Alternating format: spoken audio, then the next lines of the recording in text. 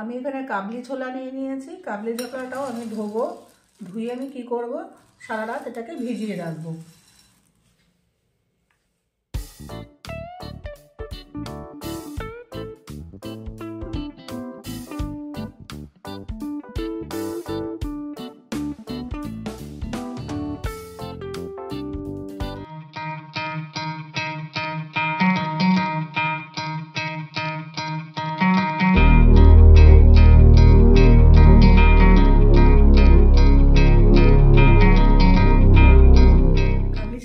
আমি সারা রাত এক রাত ভিজিয়ে রেখেছিলাম, এরকম ফুলে গেছে, ভিজে গেছে। এবার এটাকে আমি প্রেসার কুকারে সিটি দিয়ে নেব। প্রেসার কুকারে আমি 2টো সিটি দেবো। 2টো সিটি হয়ে খুলে দেখব, যদি হয়ে যায় তাহলে আর সিটি দেবো না, আর যদি মনে করি যে একটু শক্ত আছে তাহলে আমি আরেকটা হুইসেল দিয়ে নেব। আমি প্রেসার কুকারে দিয়ে দিয়েছি। এবার এটাকে আমি 2টো হুইসেল দিয়ে ফিরে আসছি। আমি একটা কড়াই নিয়ে নিয়েছি। এবার আমার একটা ভাজা মশলা তৈরি করব। ভাজা মশলার জন্য আমি প্রথমে এখানে দেব হচ্ছে আস্ত ধনে,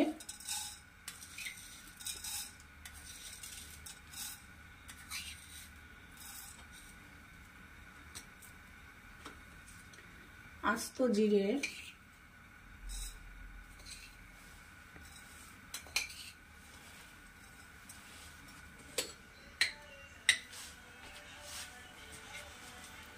এক চামচ মৌরি, এই যে 1 চামচ মৌরি,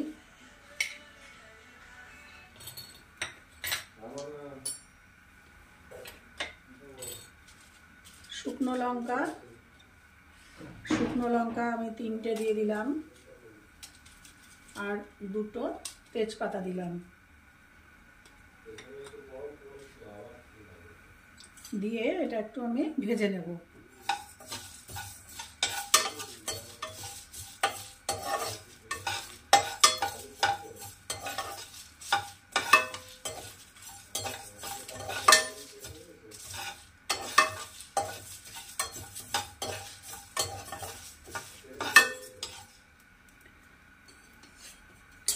এবারে দিয়ে দেবো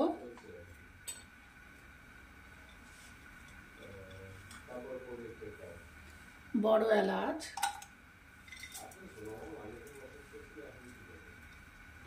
আর ছোট এলাচ।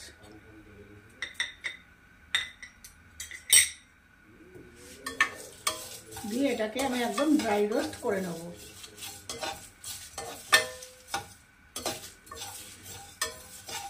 এটা ভাজা হয়ে গেছে, ড্রাই রোস্ট হয়ে গেছে। এবার এটাকে আমি ঠান্ডা করব। ঠান্ডা করে নিয়ে আমি এটাকে গুঁড়ো করে নেব মিক্সি জারে। আমি গ্যাসে একটা কড়াই বসিয়ে দিয়ে দিয়েছি। এবারে আমি দিয়ে দেবো একটু সর্ষের তেল। তেল গরম হয়ে গেছে। এবার আমি ফোড়ন দিয়ে দেব। ফোড়নে দেব একটু আস্ত জিরে, একটা তেজপাতা, একটা শুকনো লঙ্কা। এবারে দিয়ে দেবো আমি পেঁয়াজ কুচিয়ে রেখেছি, কুচনো পেঁয়াজ দিয়ে দেবো।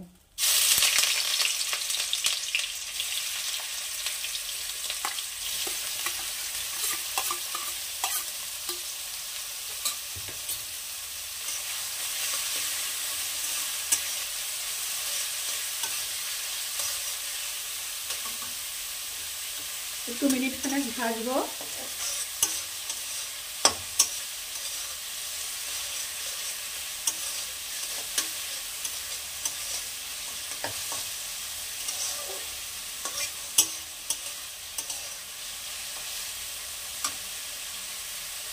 এবারে দিয়ে দেবো আমি রসুন কুচিয়ে রেখেছি, দিয়ে দেবো রসুন। এতটা দেবো না, দিয়ে দেবো 2 চামচ রসুন কুচি। এটাও কিছুটা ভেজে নেব।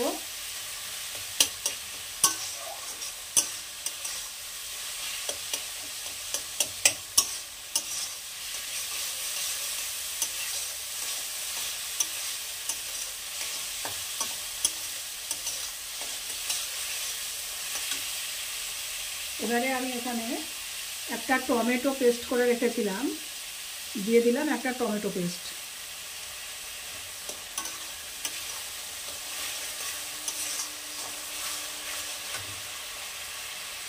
এর সাথে দিয়ে দেবো আমি আদা কুচিয়ে রেখেছি, দিয়ে দেবো 2 চামচ আদা।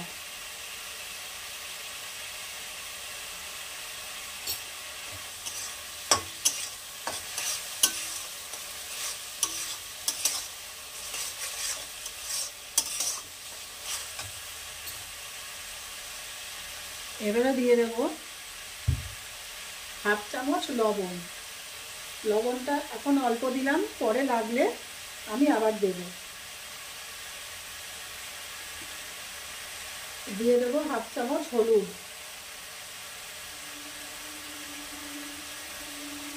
দিয়ে দেবো হাফ চামচ লঙ্কার গুঁড়ো। লঙ্কার গুঁড়ো বেশি এখনই দেবো না, কেন ভাজা মশলায় আমি লঙ্কা দিয়েছি, লাগলে পরে দেবো, না হলে দেবো না।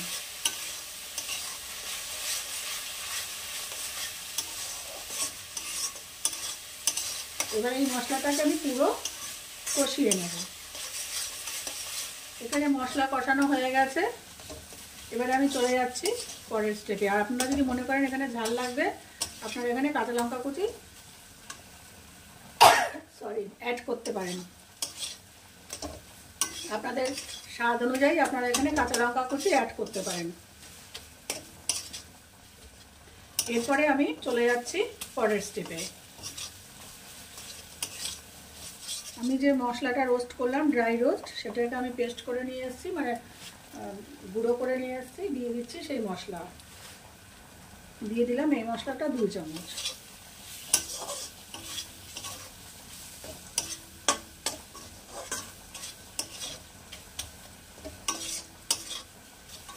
এটা দিয়ে একটু এখানে জল দেবো। এবারে একটু জল দিতে হবে। জল দিয়ে মশলাটাকে আমি ভালো করে কষিয়ে নেব। এখানে একটু সামান্য জল দিয়ে, এতক্ষণ কিন্তু আমি এখানে জল দেইনি, একটু সামান্য জল দিয়ে গ্যাসের ফ্লেমটা হাই করে মশলাটাকে আমি আবার একটু ভালো করে কষিয়ে নেব।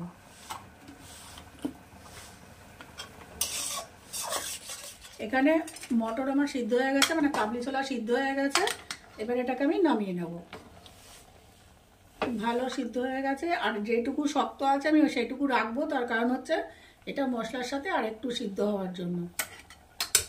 এর থেকে বেশি সিদ্ধ করলে কাদা কাদা হয়ে যাবে। মশলা এখানে পুরোটাই সিদ্ধ হয়ে গেছে, কষানো হয়ে গেছে, মটরও সিদ্ধ হয়ে গেছে। এবার আমি গ্যাসের ফ্লেমটা কমিয়ে দিয়ে এই মটরটা পুরোটা ঢেলে দেবো। এখনই আর কোনো জল দেব না, যদি পরে জল দরকার হয় তখন দেব, না হলে দেব না।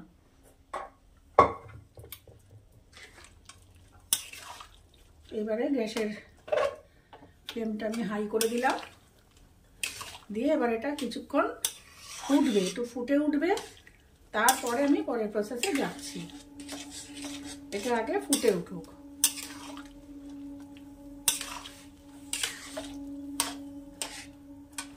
এখানে ঝোলটা ফুটে উঠেছে, আমি টেস্ট করে দেখেছি এখানে একটু লবণ দরকার, দিয়ে দিচ্ছি একটু লবণ, আর সাথে দেবো একটু জল।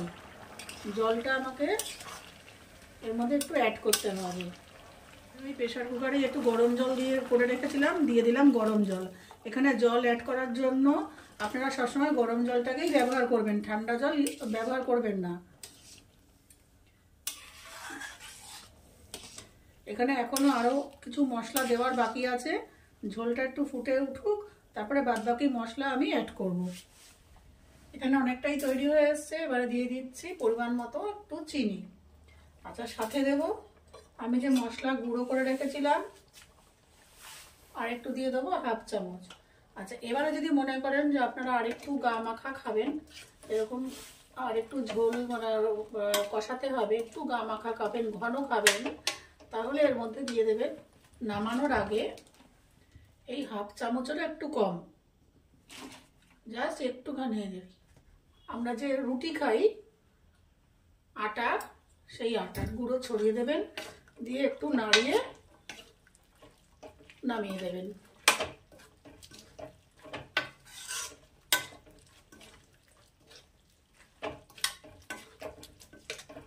আপনারা ধনেপাতা পছন্দ করলে এর মধ্যে ধনেপাতা দিয়ে দিতে পারেন। আমি ধনেপাতা দেব সার্ভিংয়ের সময়, যখন আমি প্লেটিং করব তখন উপর দিয়ে ধনেপাতা ছড়িয়ে দেবো, কারণ আমার বাড়ির অনেকে ধনেপাতা পছন্দ করে, অনেকে করে না, সেই জন্য আমি রান্নার মধ্যে দিলাম না। আমি যখন প্লেটিং করব, সার্ভিং করব, তখন উপর দিয়ে ধনেপাতা দিয়ে দেবো। এরপর আমি বানাচ্ছি রাধাবল্লভী। আমি এখানে বিউলির ডাল নিয়ে নিয়েছি। এই বিউলির ডালটা আমি ভালো করে ধোবো, ধুয়ে সারা রাত ভিজিয়ে রাখবো। যতক্ষণ সাদা জল বেরোবে ততক্ষণ এটা ধুয়ে, একদম পরিষ্কার জল না বেরোনো পর্যন্ত ধুয়ে আমি এটাকে ভিজিয়ে রাখবো সারা রাত।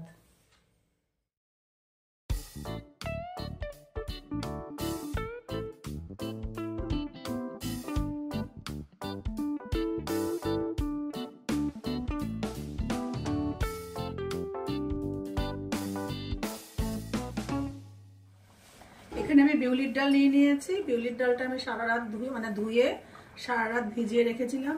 এই বিউলির ডালটাকে আমি এখন পেস্ট করে নেব। পেস্ট করব, এর মধ্যে আমি দেবো একটুখানি আদা। এই যে আমি আদা কুচিয়ে রেখেছি, আদা আর কাঁচা লঙ্কা দিয়ে আমি বিউলির ডালটা, আর একটু লবণ দেবো, দিয়ে বিউলির ডালটাকে পেস্ট করব। আমি পেস্ট করে ফিরে আসছি। আমি পেস্ট করে নিয়ে এসছি। এই যে বেশি জল দেয়নি, হালকা একটু জল দিয়ে এরকম শুকনো করে পেস্ট করে নিয়ে এসেছি। আচ্ছা, আমি এর মধ্যে বলেছিলাম আদা আর কাঁচা লঙ্কা কুচি দেব। আমি আদা আর কাঁচা লঙ্কা কুচি ছাড়াই এটা বেটেছি। আমি এটা যখন এখন পরের প্রসেসে যাব তখন আমি আদা আর কাঁচা লঙ্কা কুচিটা এর মধ্যে দিয়ে দেব। একটা কড়াই বসিয়ে দিয়েছি, দিয়ে দিচ্ছি একটু সাদা তেল। বড় চামচের 1 চামচের মতন দিয়ে দিলাম সাদা তেল। তেল গরম হয়ে গেছে, এবারে আমি এখানে ফোড়নে দিয়ে দেবো একটু আস্ত জিরে,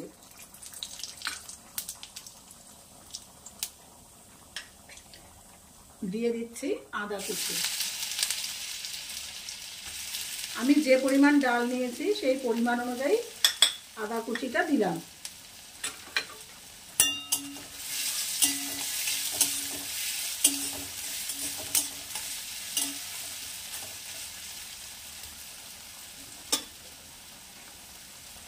দিয়ে দেব একটু হলুদ,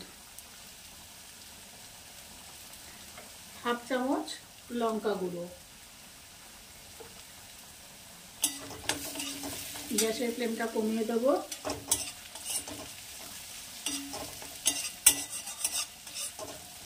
আচ্ছা, এরপরে আমি যে পেস্ট করে রেখেছিলাম, মশলা গুঁড়ো করে রেখেছিলাম, দিয়ে দিলাম গুঁড়ো। আপাতত এখন 2 চামচ গুঁড়ো দিলাম, পরে আবার দেব।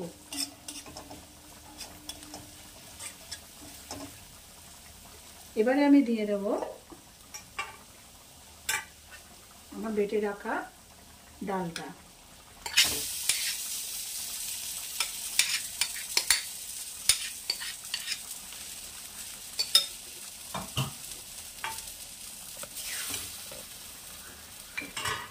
এটাকে আমি ভালো করে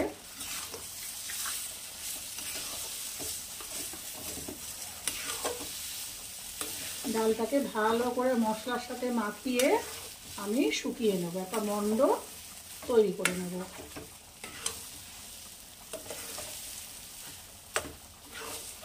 এটা সম্পূর্ণ লো হিটে করতে হবে।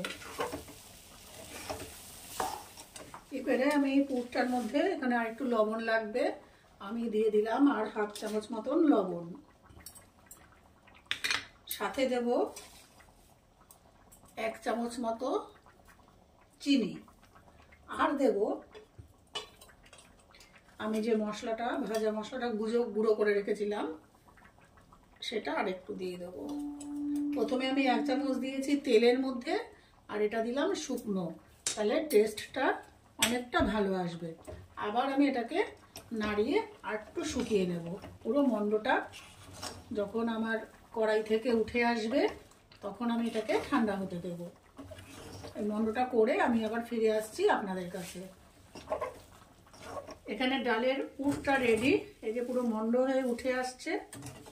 আচ্ছা, আমি কিন্তু পুরোটা এখন এখানে ব্যবহার করব না, আমি যেটুকু প্রয়োজন সেটুকু ব্যবহার করব। আপনারা এটাকে ঠান্ডা করে এয়ারটাইট কন্টেনারে ফ্রিজে স্টোর করে রাখতে পারেন। অনায়াসেই আপনি পরবর্তী 7-10 দিন এটা দিয়ে আপনি ব্যবহার করতে পারেন। বাচ্চাদের টিফিনে, স্ন্যাক্সে, যেভাবে খুশি আপনারা বানিয়ে দিতে পারেন। আর এছাড়া আমি এটা দিয়ে আরেকটাও রেসিপি করা যায়, সেটা আমি পরবর্তীতে আপনাদের সাথে শেয়ার করব। সেই জন্য আমি একটু বেশি করে পুর করেছি, যে পরবর্তী রেসিপিটা আপনাদের সাথে শেয়ার করার জন্য। আমি এখানে ময়দা মেখে নিয়েছি। ময়দা মাখা তো আপনারা সবাই জানেন, সেটা আর দেখিয়ে আমি ভিডিওটাকে লম্বা করলাম না। এবারে এরকম আমি লেচি কেটে নিয়েছি। আপনারা যদি বড় লেচি করতে চান বা একটু মোটা খেতে চান, মোটা করতে পারেন। এইবারে এরকম করে একটা বাটি মতন তৈরি করব। তৈরি করে এই যে আমার তৈরি করা পুর, আপনারা যদি মনে করেন কাজের সুবিধার জন্য আগের থেকে এরকম গোল গোল করে দলা পাকিয়ে রেখে দেবেন, তাহলে সুবিধা হবে, ঝটপট করা যাবে। দিয়ে দিলাম এই পুর এখানে, মুখটা ভালো করে বন্ধ করে নিলাম। নিয়ে আমি লেচিগুলো এরকম করে নিয়ে, যাতে সব জায়গায় সমানভাবে ডালটা ছড়িয়ে যায়, করে এরকম করে লেচিগুলো আগে তৈরি করে নেব। আমি এই লেচিগুলোর মধ্যে পুর ভরে নিয়ে এসেছি। এবার এর মধ্যে আমি যেটা করব, একটু সাদা তেল মাখিয়ে রাখবো, যাতে শক্ত না হয়ে যায়। এই ছোট ছোট টিপসগুলো খুব কাজে লাগে, আমি আপনাদের সাথে শেয়ার করি আমি বাড়িতে কিভাবে করি। একটু তেল মাখিয়ে রাখলে পরে, কেন আমি তো সঙ্গে সঙ্গে সব বেলতে পারবো না, একটা বেলবো একটা ভাজবো, টাইম লাগবে, ততক্ষণে শক্ত হয়ে যায় লেচিগুলো। আমার রেসিপিগুলো যদি আপনাদের ভালো লেগে থাকে, তাহলে আমার চ্যানেলটিকে অবশ্যই সাবস্ক্রাইব, লাইক, শেয়ার ও কমেন্ট করবেন।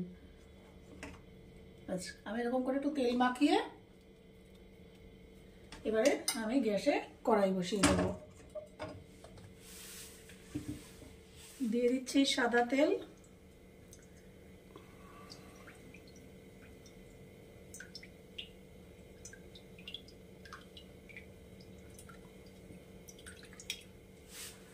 এখানে তেল গরম হয়ে গেছে।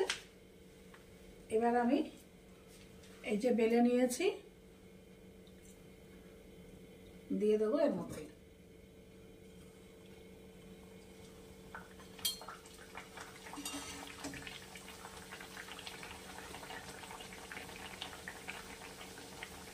আপনারা ইচ্ছা করলে লেচিটা আরো ছোট করতে পারেন, কিন্তু এর থেকে বড় করলে ভালো লাগবে না।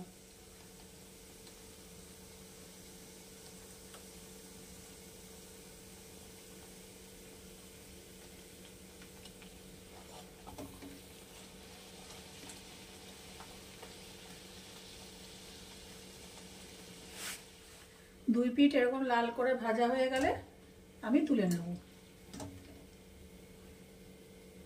আমি এরকম করে সবকটা ভেজে আমি ফিরে আসছি আপনাদের কাছে।